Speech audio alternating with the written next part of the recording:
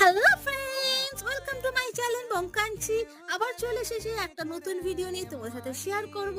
আর আমরা সেদিনে গেছিলাম কিন্তু পার্ক স্ট্রিটে, যেটা পার্ট 2 নিয়ে এসেছি তোমাদের কাছে দেখাতে। আর তোমরা সবাই জানো পার্ক স্ট্রিটে প্রচুর ভিড় হয় এই ক্রিসমাস দিনে, সবাই দেখতে আসে লাইটিং শো দেখতে। আর এখানে সত্যি ছিল অসাধারণ লাইটিংগুলো ছিল দেখতে, যেন জাস্ট ওয়াও, সেই লাগছিল একদম।